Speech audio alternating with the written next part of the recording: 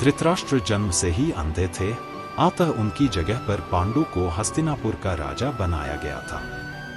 इससे धृतराष्ट्र को सदा अपनी नेत्रहीनता पर क्रोध आता और उन्हें पांडु से द्वेष भावना होने लगती। पांडु ने कुछ ही समय में संपूर्ण भारतवर्ष को जीतकर कुरु राज्य की सीमाओं का यवनों के देश तक विस्तार कर दिया। एक बार राजा पांडु अपनी दोनों पत्नियों कुंती तथा माद्री के साथ आखेट के लिए वन में गए। वहां उन्हें एक मृग का मैथुनरत जोड़ा दृष्टिगत हुआ। पांडु ने तत्काल ही अपने बाण से उस मृग को घायल कर दिया।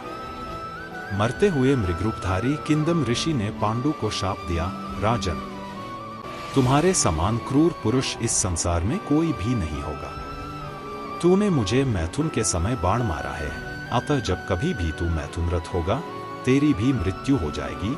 इस शाप से पांडु अत्यंत दुखी हुए और अपनी रानियों से बोले, हे देवियों, अब मैं अपनी समस्त वासनाओं का त्याग करके इस वन में ही रहूंगा।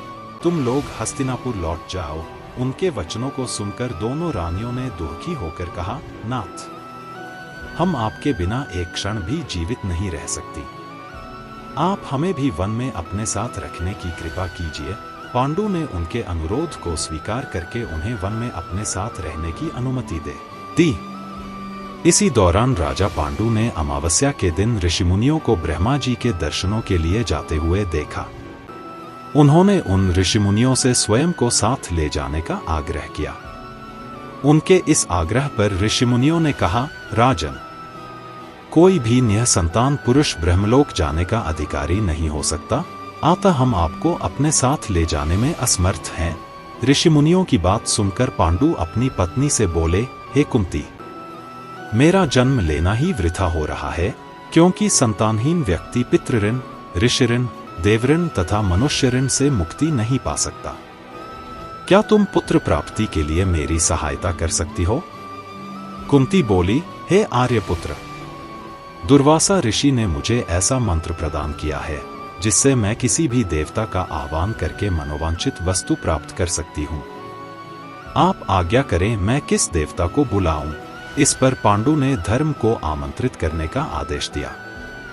धर्म ने कुंती को पुत्र प्रदान किया, जिसका नाम युधिष्ठिर रखा गया। कालांतर में पांडु ने कुंती को पुनः 2 बार वायुदेव तथा इंद्रदेव को आमंत्रित करने की आज्ञा दी। वायुदेव से भीम तथा इंद्र से अर्जुन की उत्पत्ति हुई। तत्पश्चात पांडु की आज्ञा से कुंती ने माद्री को उस मंत्र की दीक्षा दी। माद्री ने अश्विनी कुमारों को आमंत्रित किया और नकुल तथा सहदेव का जन्म हुआ।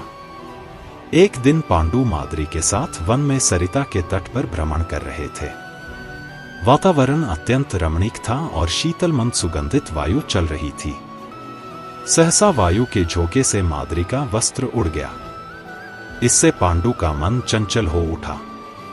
माद्री द्वारा समझाने तथा इनकार करने पर भी वे मैथुन में प्रवृत्त हुए। तभी किंदम ऋषि के शापवश उनकी मृत्यु हो गई। माद्री ने इसके लिए स्वयं को ही दोषी माना और वह भी पांडु के साथ ही सती हो गई। किंतु पुत्रों के पालन पोषण के लिए कुंती हस्तिनापुर लौट आई। वहां रहने वाले ऋषिमुनि पांडवों को राजमहल छोड़कर आ गए। ऋषिमुनि तथा कुंती के कहने पर सभी ने पांडवों को पांडु का पुत्र माना और उनका स्वागत किया।